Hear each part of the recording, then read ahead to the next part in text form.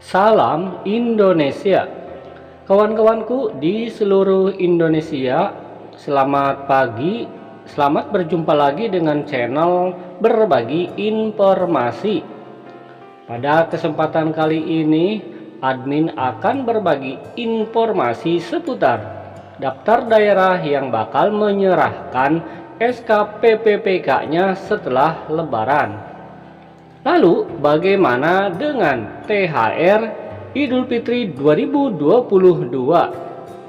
Simak terus video berikut, tapi jangan lupa klik dulu ya tombol subscribe-nya agar admin semakin semangat dalam mencari berita. Dan sekarang mari kita lanjutkan ke video berikutnya. Dikutip dari jpnn.com, sejumlah Pemda serahkan SK PPPK Juli 2022. Kepala BKN ungkap fakta yang mengejutkan. Ini kenapa ya bisa pembagian SK-nya di bulan Juli 2022 atau setelah Lebaran? Jadwal penyerahan SK PPPK 2022 oleh masing-masing pemerintah daerah atau Pemda beragam. Ada yang sudah diserahkan Februari Maret 2022, namun paling banyak menjadwalkan pasca Lebaran atau setelah Idul Fitri 2022.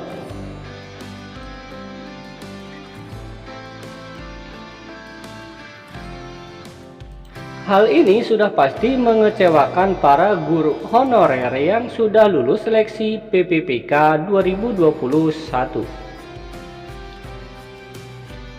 Kita lanjutkan dulu ya. Menurut Ketua Umum DPP Forum Honorer Non Kategori 2 Indonesia Raden Sutopo Yuwono, dari laporan yang diterimanya, jadwal penyerahan SK PPPK ada yang Mei, ada juga yang Juli nih ya. Jadi ini penyerahan SK PPPK-nya ada yang bulan Mei dan ada juga yang Juli. Jadi ini setelah Lebaran ya. Dia mencontohkan Kabupaten Banyumas yang menjadwalkan penyerahan SK PPPK pada Juli. Ini pertama, daerah yang akan menyerahkan SK PPPK-nya setelah Lebaran adalah Kabupaten Banyumas pada bulan Juli. Sebagian besar lagi belum diinformasikan oleh Badan Kepegawaian Daerah BKD. Kapan jadwal penyerahan SK PPPK dilakukan? Ini menimbulkan keresahan ya di kalangan guru honorer, karena ini berbeda-beda jadwalnya. Kata Sutopo kepada jpnn.com Rabu 23 Maret. Nah, berikut ini adalah tanggapannya dari PLT BKN tentang perbedaan jadwal dalam penyerahan SK PPPK. Mengenai perbedaan jadwal penyerahan SK PPPK tersebut, pelaksana tugas PLT Kepala BKN Bima Haria Wibisana mengatakan hal tersebut menjadi kewenangan masing-masing Pemda. Nah, jadi ini ya mengapa penyerahan SK selalu berbeda, karena memang ini adalah kewenangan ya masing-masing daerah kabupaten kota. Jadi mau bulan apa saja ya bisa ya, ini kewenangan kabupaten kota. Kemudian ini sebagian besar Pemda mengalami kesulitan anggaran untuk membayar gaji dan tunjangan PPPK. Itu sebabnya, kata Bima Haria Wibisana, Pemda meminta untuk pengusulan NIK PPPK. Ada juga daerah yang mengontrak PPPK tidak langsung 5 tahun. Nah, ini ada yang memberikan SK itu per 1 tahun ya, ada yang langsung 5 tahun. Kata Pak Bima, ini Pemda meminta waktu untuk pengusulan PPPK. Ada juga daerah yang mengontrak PPPK tidak langsung 5 tahun ya, ada yang per 1 tahun. Nah, di sini ya, kenapa mengontraknya kok 1 tahun ya, tidak langsung 5 tahun? Yang mengontrak PPK hanya 1 tahun ya karena daerah enggak punya duitnya. Oh, enggak punya duit untuk anggaran gaji dan tunjangan ya. Padahal tunjangan gaji PPPK itu dari pusat ya. Kita lanjutkan dulu. BKN selanjutnya sudah mengeluarkan surat agar Pemda segera mengusulkan penetapan PPPK. Namun sejumlah daerah karena keterbatasan anggaran belum bisa mengajukan secepatnya. Dalam kondisi tersebut, Bima menegaskan BKN tidak bisa memaksa Pemda.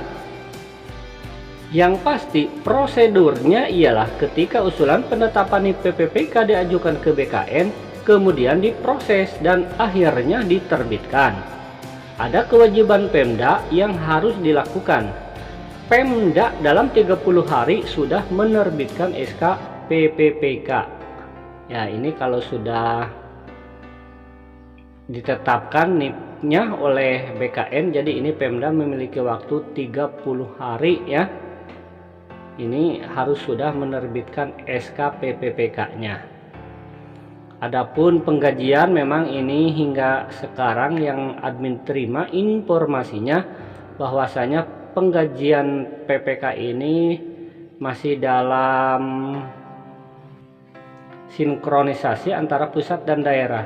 Kalau dari pusat mengatakan penggajian PPPK ini dari pusat APBN, tetapi sebagian daerah masih meragukan ya, sehingga gaji dan tunjangannya ini akan membebankan APBD masing-masing ya. Semoga saja sih ada kepastian ya bahwa gaji ya, tunjangan PPPK yang lainnya pun ada kepastian dari pusat.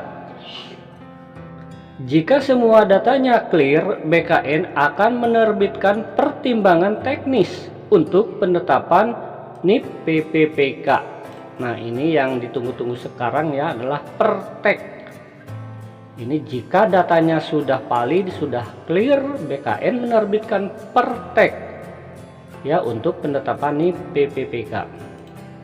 Semua proses itu menurut Bima sesuai urutan. Karena ratusan instansi yang menyelenggarakan seleksi calon aparatur sipil negara atau CASN 2021, maka prosesnya pun berurutan. Tidak mungkin instansi yang baru mengusulkan mendapatkan urutan pertama. Prinsipnya BKN akan mengerjakan sesuai usulan masuk. Semua serba digital, tidak bisa direkayasa, pungkas Bima Haria Wibisana. Ya, ini jadi maksudnya daerah yang mengusulkan antrian nomor 3 misalkan ya, berarti diverifikasi validasi oleh BKN urutan ketiga juga ya, maksudnya seperti itu. Dan kesimpulannya, informasi pada hari ini adalah bahwasanya ya, pembagian SK setelah lebaran ini yang admin terima dari jpnn.com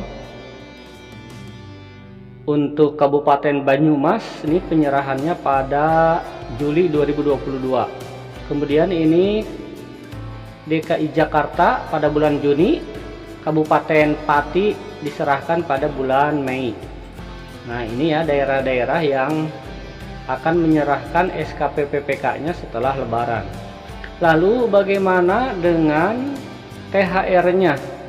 Ya, kalau menurut admin, kalau SK-nya terbitnya setelah Idul Fitri atau lebaran, ya kemungkinan tidak akan menerima THR ya, karena kan THR itu masuk ke dalam peraturan pemerintah tentang THR, dan ke-13 ini untuk ASN ya, termasuk di dalamnya PNS dan PPPK. Tetapi kalau ada kebijakan khusus dari daerah masing-masing ya, admin mendoakan ya semoga para honorer juga mendapatkan THR dari daerah kabupaten kota masing-masing. Amin. Wassalam.